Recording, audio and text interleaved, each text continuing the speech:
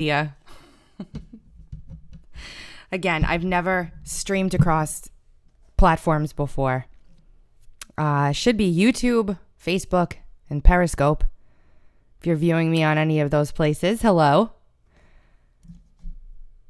Let me see if I can find you. Let me see on Periscope if you guys are around. Check real quick. Yep, you are. All right, so it's working. Beautiful. We're going to talk about Jeffrey Epstein today from a different angle. But first, I just want to let you know that this video is sponsored by Noble Gold. And in the past 3 months, gold has actually shot up about 18%. In June, it was at $12.76, and now it's at $15.10.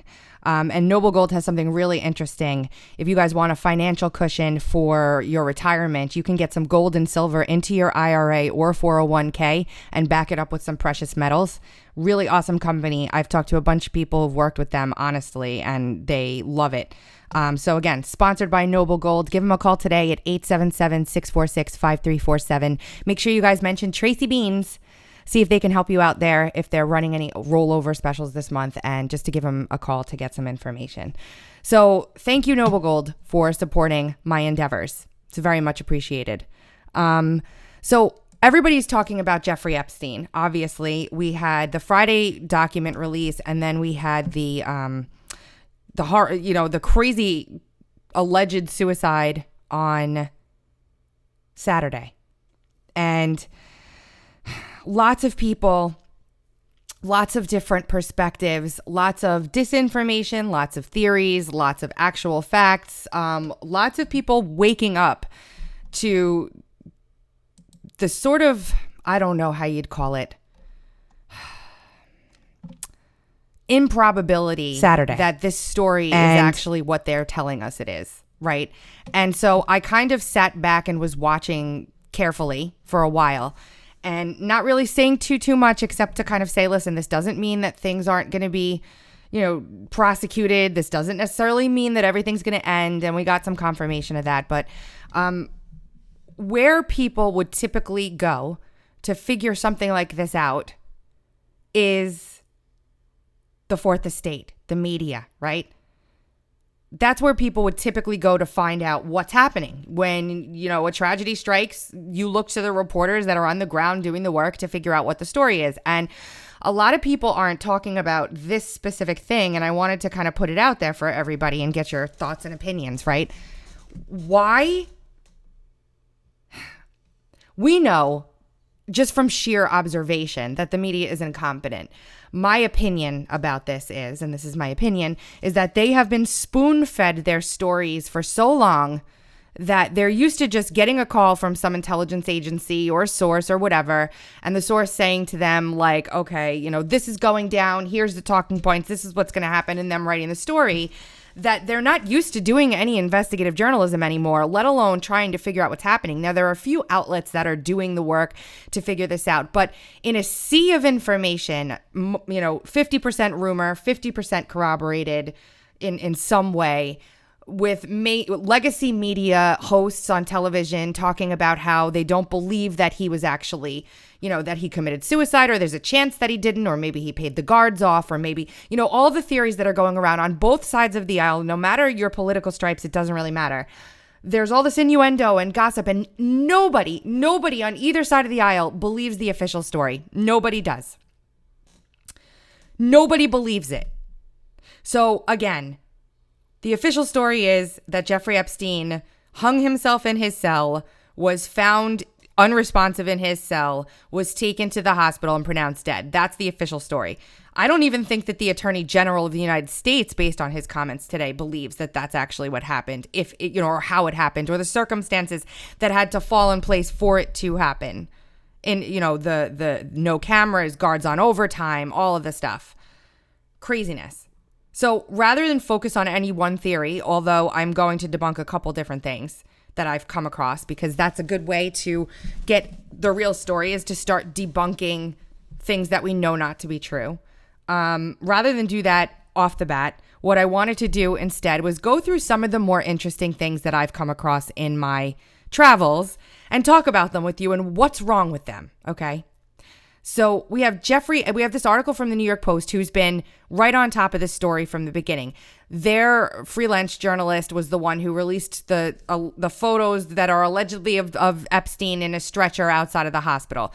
Those photos have been the symptom or the basis of so many questions.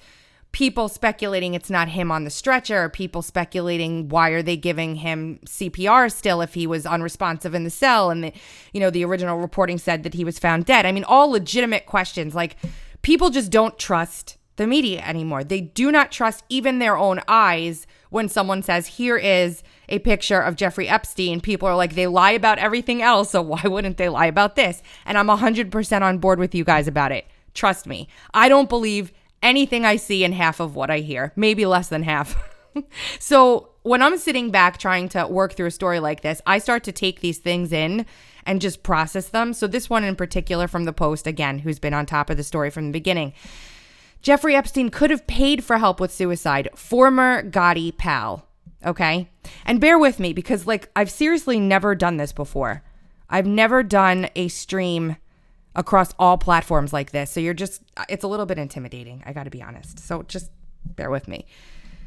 The jail where Jeffrey Epstein apparently hanged himself, even the Post apparently hanged himself, was a nest of corruption in the early 90s, according to one of late mobster John Gotti's top associates, who insists it's still a place where almost anything can be bought if you have the bucks. And the article is basically talking about his perspective on what the prison was like back when Gotti was in there and what he dealt with. His name is Louis Kasman, who was a one-time close confidant of the Dapper Don, who visited him several times at MCC in 1992. Even then, he says, there are cameras going 24/7. They're watching 24/7. Someone had to give Epstein the equipment to kill himself, and he had to pay for it dearly. He said he's kept abreast of the conditions there in the lockup, right? He says that facility has had issues of corruption with corrections officers bringing in food or cell phones for wealthy people.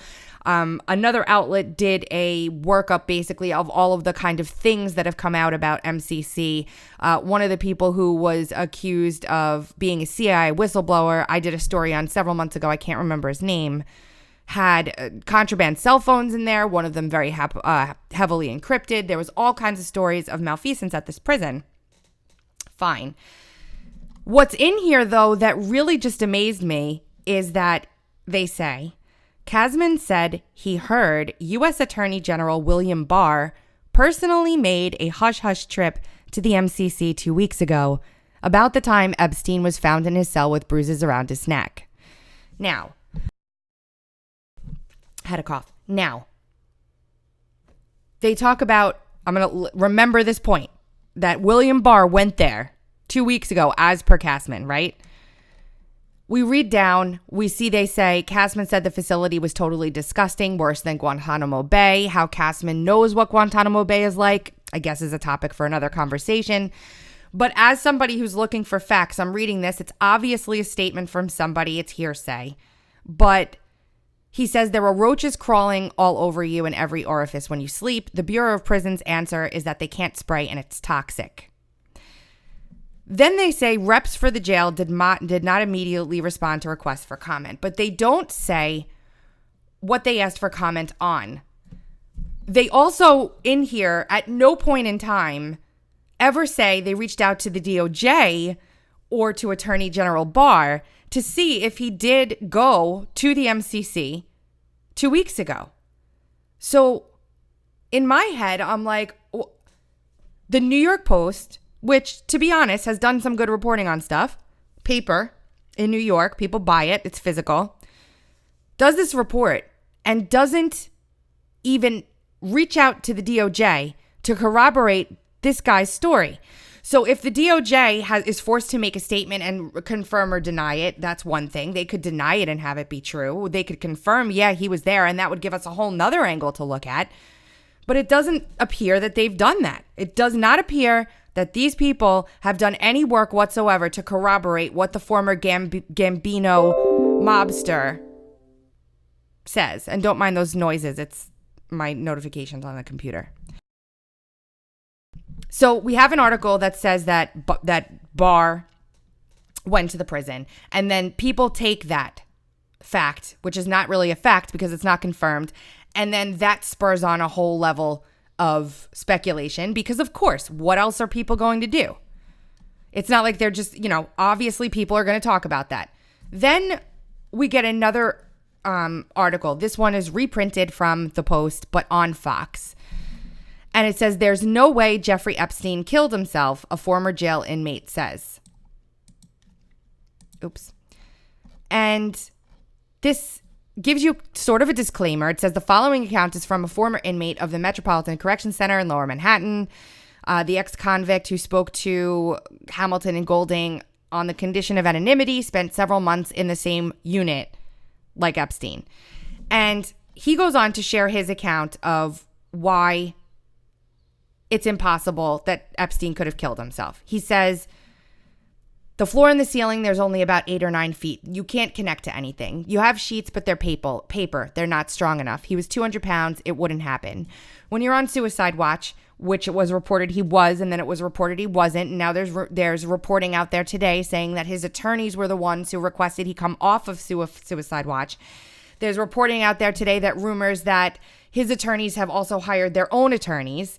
My point being, you can't believe any of the stuff that these people are saying, like legitimately, because you have no way to, the media is lost. There is no longer what once was the fourth estate, is gone. This is what's passing off as reporting in a time where conspiracy theories are flying around like it's nobody's business. And people don't have any firm place they can go to figure out what's true and not. So this guy continues on with his insider account of what the jail is like. And then he says that they issue you dark brown uniform. And the first thing that I said is, let me try and find my thread from last night. The first thing that I said when I saw that was that Jeffrey Epstein, when he was wheeled out, here it is. When he was wheeled out, was wearing fluorescent orange. See here? And so I'm like, I wonder if Fox or the Post did any fact checking on what this guy says in terms of uniform color, because that's important. No, I mean, to me it is. What is going on here if Jeffrey Epstein was in this prison and he's wearing orange in his pictures that they got of him outside of the hospital? If the jail or the prison doesn't issue orange uniforms, well, Houston, there's something off here that needs to be looked into.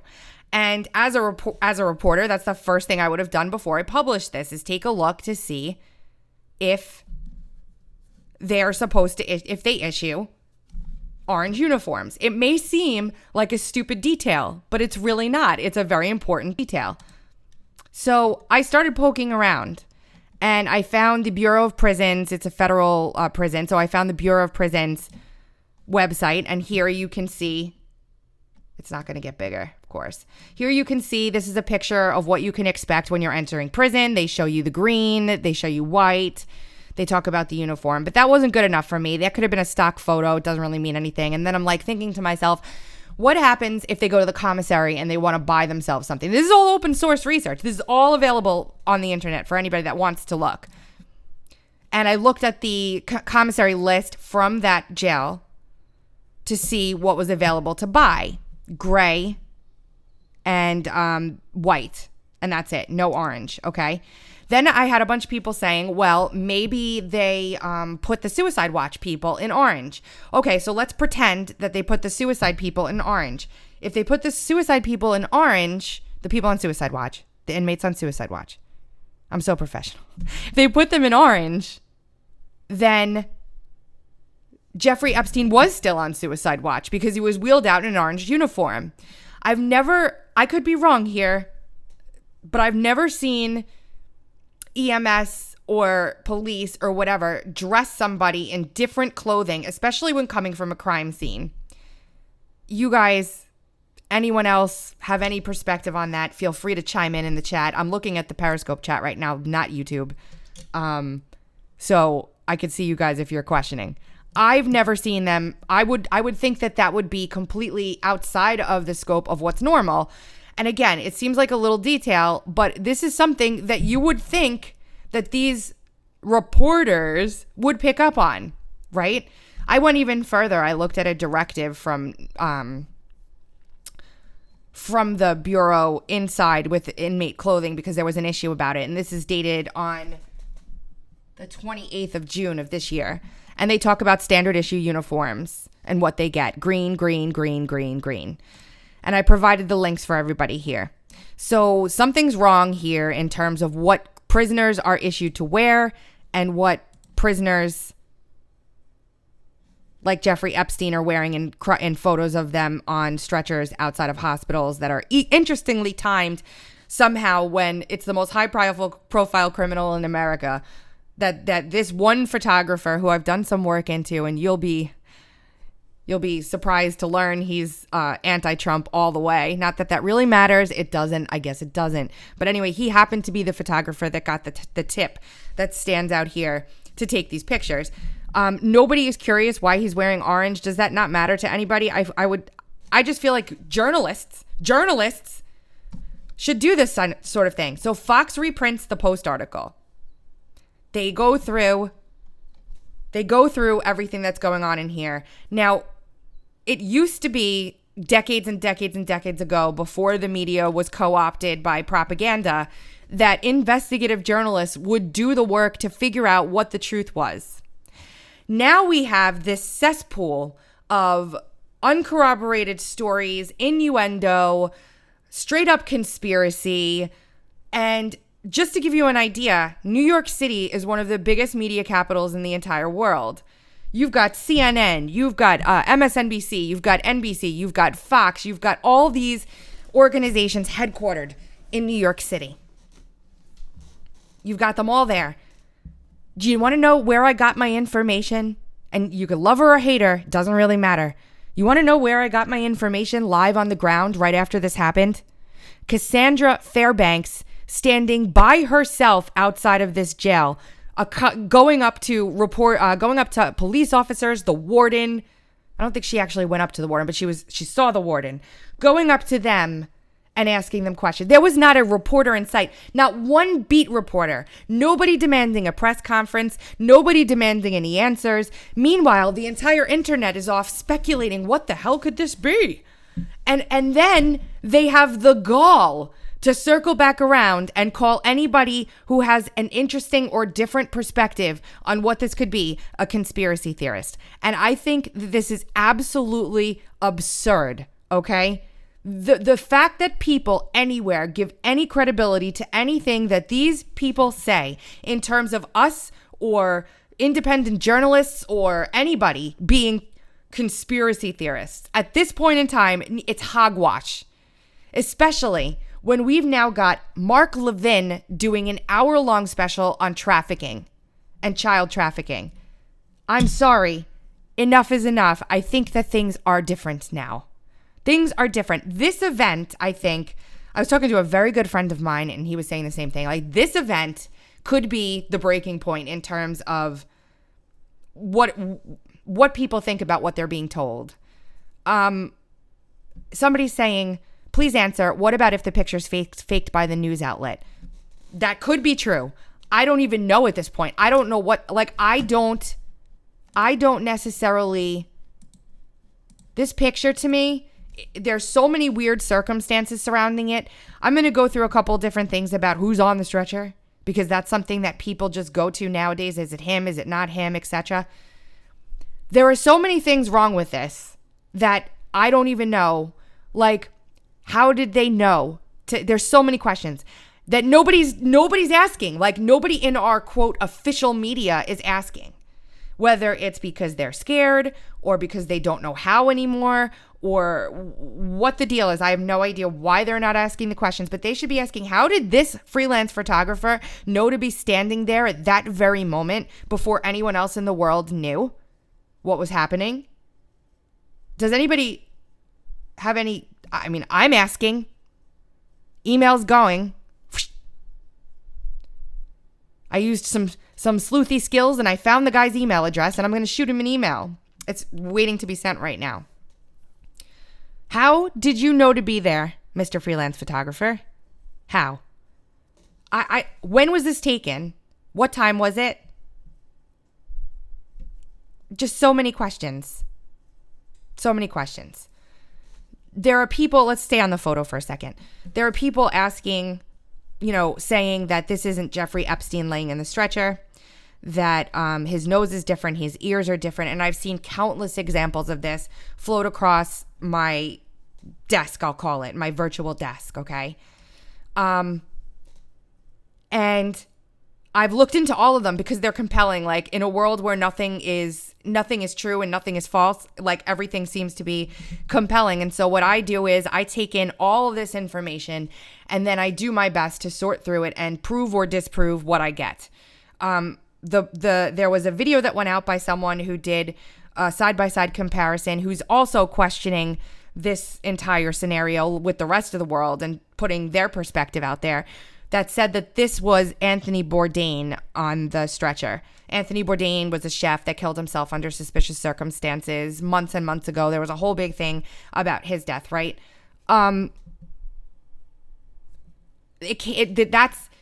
I put a thing up kind of saying, guys, everybody's kind of unsure. I'm not slamming this person that did this work at all. I'm just saying it's not possible. And the only reason why it's not possible is because Anthony Bourdain was in France when he was killed. So if he's brought over here, this Gold Street, if you see transportation, ambulance, patients only, employees and visitors use Gold Street entrance. I did some street mapping to see where Gold Street was in terms of the hospital or hospitals in the area. Gold Street is a street down there. So there, and this is in English, and this says FDNY. And yes, of course, you could Photoshop anything. There's deep fakes, there's Photoshop. I get it.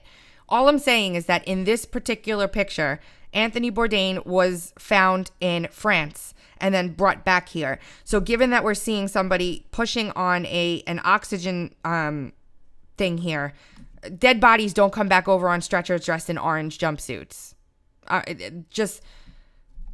That's the only reason why I'm saying if Anthony Bourdain was killed here in the United States or hung himself or committed suicide, God rest his soul, here in the United States, maybe we could entertain it a little bit more thoroughly, but we can't entertain it any more thoroughly now because he died in France. Now, the responses underneath the tweet that I tweeted about that kind of shocked me a little bit. I am as open-minded as the rest of you guys. Trust me on that. I've been doing this for a really long time. I've seen everything. And every time I think I see everything, I see more. And then I'm like, no, I didn't see everything yet. But I'm open-minded to stuff, okay? But I'm in search of the truth. And if I find something that disproves something, I'm going to tell you. And don't get mad at me for telling you. I don't understand that. Don't get angry with me for telling you why I've disproven something. If I couldn't disprove it, I wouldn't have said anything. So somebody's also asking, which a lot of people have asked, was this photo from the first attempt on Epstein's life? He survived the first try. Very true. He did. Now, we never heard if he was actually removed from the facility to go in for treatment at a hospital. So I don't know. And I've been trying to corroborate that as well. Maybe this photo was taken the first time. Somebody said, if you told me fairies and vampires were real right now, I'd believe it with all this crap. Amen. I was sent an article, and let me see what I can do here to get it up for you. Hold on. Sorry, guys. Bear with me for a second because I wasn't expecting to share this, but it was really good. It was from someone who was up until Saturday saying that every, quote, conspiracy theory was all bull. Didn't want to entertain anything. Through specifically in their Pizzagate and Q, saying like, 5 days ago, I would have told you that I don't believe blah, blah, blah, blah, blah, and that anybody who talks about it is crazy. Now, I'm open to any wild conspiracy theory that you can throw at me about Epstein because nothing makes sense anymore. And this is what this incident has done. It could be, highly improbable, it could be, welcome to my brain, guys. It could be that this happened exactly as they're telling us. Let's just pretend for a second. Let's pretend that Jeffrey Epstein was overwhelmed with guilt and grief and shame and somehow managed to commit suicide in his cell while everybody was on break and on overtime and sleeping in the corners. The cameras happened to malfunction and, whatever. It wouldn't matter because we have gotten to, my whole point with this video was to say, we have gotten to the point in this country and elsewhere where there is absolutely, legitimately no objective truth coming from the legacy media at all. And that is for decades and decades where Americans went to go and get their truth. And there is nothing that's not happening anymore. And, people, not that it's not happening anymore. It hasn't been happening for a really long time. My dad called me over last night. I watched an episode of Johnny Carson. There was a gentleman on from 1980 being interviewed about disinformation, a book he wrote, The Spike, I believe it was called. And he wrote this book, and it's about disinformation, Russian propaganda back in the 80s. And basically saying that they've basically, the media has been co-opted to now be a propaganda outlet. We know it's legal given the NDAA, the act. So, it's just that now this is why when people get depressed about things and the direction things are going and how long it's taking for things, I say to them, look, 18 years ago, if this would have happened, there would have been nary a peep. Everybody would have been like, oh, wow, I can't believe he killed himself. That's horrible. Nobody would be asking any questions. You wouldn't have, if there were such a thing back then, blue check marks on Twitter who are always these people from this article saying there's no way that's true. I mean, you'd have to be crazy to believe that, the government could X, Y, and Z, or that there's some government insider doing X, Y, and Z, or whatever. You'd have to be crazy. These people are nuts. How did they make it out of their parents' basements? Now, we've gotten to such a point of decay that it's automatically assumed that what they tell us is false. And that's why I even exist. Like, they created this because they have gotten so brazen and so lazy. There is not one, there are few journalists that I follow that I trust, and they don't work on, for the most part, legacy channels. Like, they don't work for legacy publications. They work for new media, for real media publications. The media that's coming in to kind of wipe away this crap and replace it with something that America, like, if you're not armed with the truth of the matter, how can you make decisions? And the fact that we're all sitting here, even the craziest of theories is being entertained, which is, fine. But it's muddying things to such a point that it might be by design, for all I know. For all I know, they're doing this on purpose so that it gets so muddy out there and there's nothing concrete so that the real story can be swept under the rug. It's a crazy world we live in, folks. It's a really crazy world. I'm just going to take a sip of water real quickly. You didn't want to hear that, trust me. Frank and I joke all the time. He hates it when, like, Michael Savage, I think it is, that he listens to, takes sips of water and, like, eats in public. That's what I do to him sometimes on the podcast. We talk about a lot of other things today on the podcast. If you guys are not listening to the podcast, but you like other stuff that I do, because you might hate me. God only knows. Enough people hate me, I'm sure. If you do, if you don't hate me, listen to the podcast every Monday, Wednesday, and Friday at 2:30. It came out 10 minutes ago, but it's on demand. So if you want to listen to it on your drive home, you put it on your drive home. If you want to listen to it the next day, you could listen to it the next day. If you want to listen to it before you go to bed, throw it on before you go to bed. There's a lot of information. It is my baby. I love it. I do it 3 times a week. I love every second of it. Frank is great. You can find him on Twitter at Political Orgy. Fantastic name. And anyway, you become part of the Dark to Light family and you get to talk with us about all of this stuff. But the whole point here is that nobody in the media is doing their damn job. And The reason that things are in the state that they are in this country today is literally, I would say 75 to 80%, if not more, because of the media. The entire Russia conspiracy that they peddled around to people for years was completely blown to smithereens. This white supremacist nonsense, completely blown to smithereens. Trump's involvement with Epstein at all, completely blown to smithereens on Friday with the release of these documents. I have another whole series that I'm putting together on things that I found in these documents. Trust me, guys. It's big. You know, I did the Bruce Orr 302s, and then I stopped doing that because these docs dropped. And then I read several hundred pages and I was like, wow. And I have like notes after notes after notes, screenshot after screenshot. And it doesn't matter. They don't understand their brazen attempt to shove falsity down the throats of the American people is eating them alive. Like, and their hubris clouds their judgment. Like, there is no objective journalism anymore. I want to say something right now. If there's ever a day when there's, you know, something bad happening and it has to, I'm a conservative, plain and simple, okay? I'm a libertarian conservative. If somebody on, quote, I hate this, but our side does something wrong, you can bet your ass that there will be a report on Uncover DC talking about it. I'm sorry. Sometimes the truth hurts. But if we don't have the right information, we can't make good decisions for the future of our country. We can't keep exposing this so that it gets the light, the sunlight it needs so that people are held accountable. You know, a lot of the criminal cases in the history of this country were brought up because of attention from the media. We have no media. These people sit on their butts and wait for the phone to ring, pick up the phone, and then write something about whatever the other person on the other end of the phone told them. They didn't even hop in a cab and go down to the crime scene. You used to see that all the time. You used to see reporters live on the scene immediately after these events. Like, what newsroom wouldn't want a reporter standing next to Cassandra Fairbanks?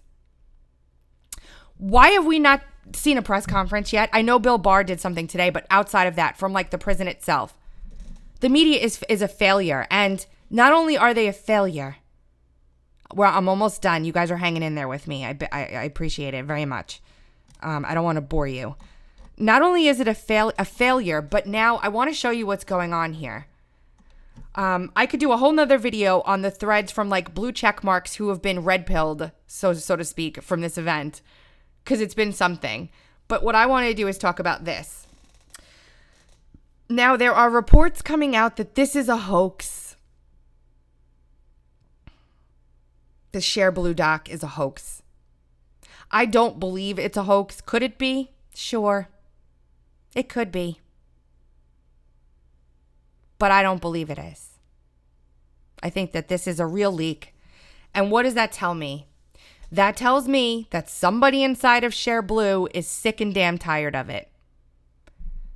Because I think this stalwarts email is likely not for normal, everyday Share Blue folks. And if you guys don't know what Share Blue is, it is basically a left-wing propaganda machine that writes hit pieces and tries to steer the narrative in certain directions. Sharyl Attkisson did an amazing book on David Brock, and how he funded all these organizations and what he did. It's called somebody tell me what it's called. I can't remember off the top of my head. Sharyl Attkisson's book. Does anybody know? Goodness. It's in my Audible. I'll tell you in a second. Bear with me.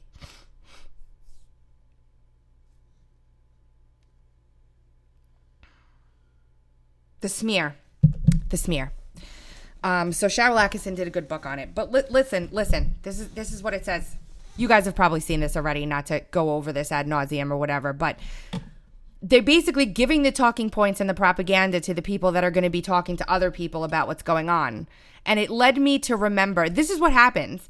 This is why whenever I see a Daily Beast article that's a hit piece on a conservative or whatever, and they call them a far right-wing extremist, I just kind of roll my eyes and assume that anything that I'm reading is just literally meant to divide conservatives, to single people out and put targets on their backs, to, make them seem less credible when they're doing something that is credible.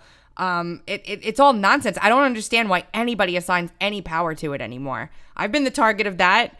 Don't give it any attention. Just ignore it like it doesn't exist. It's not worth your time. They're not worth your time. Your time is so valuable. It is not worth your time. So here it is. They basically say, do not link to the current court documents regarding Epstein or use them in constructing your argument. I wonder why they wouldn't want us to take a look at the existing court documents. Somebody actually came at me saying that the court documents were fake, that they were altered, that the parts that exonerate Trump were altered and not real, and then when asked for proof wasn't able to present any. There are paid people out there, thousands and thousands and thousands, however many there are. There are paid people out there that have accounts that appear to be, right-leaning accounts or MAGA in the thing or CAG or whatever they have, okay?